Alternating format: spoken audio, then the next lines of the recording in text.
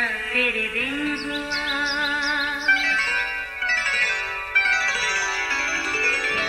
नया फिर दिन हुआ, पुरानी रात का करे सो शुक्र हम खुदा की जात का, खुदा की जात का नया फिर दिन हुआ।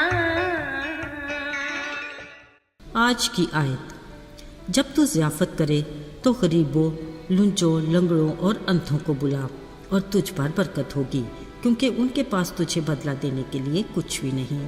लूका 14 बाब 13वीं और 14वीं आयत। अजीज़ों, फ़िक्र परेशानी उन बिन बुलाए मेहमानों की तरह है जिनको हम कभी चाहते भी नहीं मगर हमारे दिलो दिमाग में वारिद हो जाते हैं।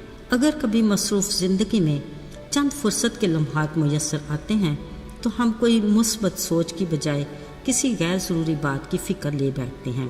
मसलन अभी किसी एक वक्त का अच्छा सा खाना खा के फारग ही हुए हैं तो दूसरे ही पल हमें अगले खाने की फ़िक्र घेर लेती है, जबकि खालिक खुदा ने हमें ख़ास इस बात की ताकीद की है और कहा, फ़िक्र ना करो कि हम क्या खाएंगे या क्या पिएंगे। ये खालिक खुदा को हमें क्यों कहना पड़ा? क्योंकि वो हमारी फितरत से वाकिफ़ है। याद रहे कि खालिक खुदा ना सिर्फ हमारे खाने पीने को देखता है बल्कि वो हमारे साथ दस्तरखान पर बैठे खाने में शरीक मेहमानों पर भी निगाह रखता है ना हैरत की बात। कलाम मुक़द्दस में लिखा है कि जब तू दिन का या रात का खाना तैयार करे तो अपने दोस्तों, भाइयों या रिश्तेदारों, दौलतमंद पड़ोसियों को ना बुला। ख्याल रहे, ये इसका मतलब हरगिज़ नहीं कि वो ये नहीं चाहता कि हम अपने अजीज़ों से रफ़ाकत रखें, बल्कि उसकी सोच का मेयार बिल्कुल मुख्तलिफ है। असल में वो चाहता है कि हमारे खाने में वो लोग शामिल हों जो हमारे लिए बाइस बरकत हों।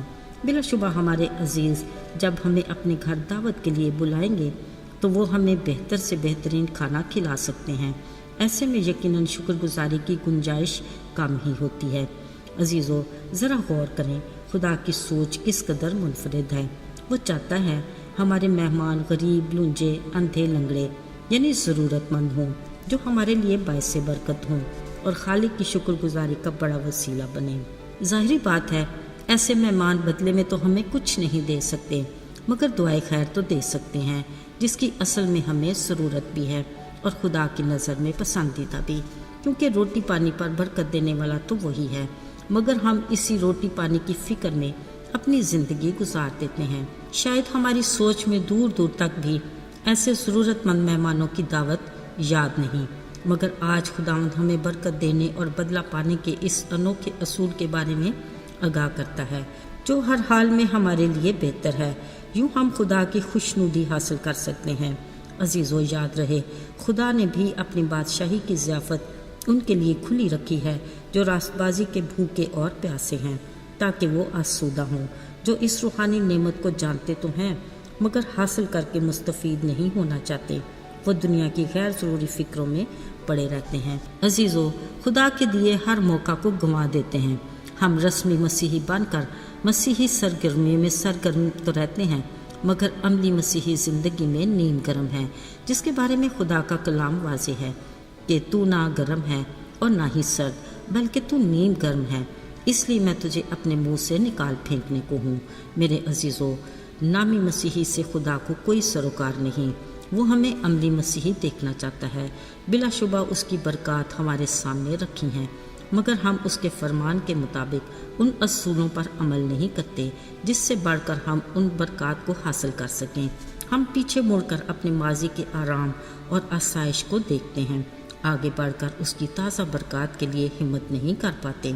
उसने तो हमें खुले दिल से कह दिया कि अपनी फ़िक्रें मुझे दे दो क्योंकि मुझे तुम्हारा ख्याल है, मगर हम अपने बारे में खुद फ़िक्र अपनी ही जिम्मेदारी समझ लेते हैं। अनजाने में यही हमारी बरक़ात में बड़ी रुकावट है। वैसे हैरत है, हमारी जिस्मानी भूख प्यास में तो इजाफा होता ही रहता है, इतना कि पेट भरा भी हो तो भी खाने को देखकर आंखों की चमक कम नहीं होती, मगर हमारी रूहानी भूख प्यास में हमारी गैर ज़रूरी मसरूफियात रुकावट बन जाती हैं। असीज़ों, याद रहे, आज हम खुदा के बरकत के उस असूल को हमेशा याद रखें।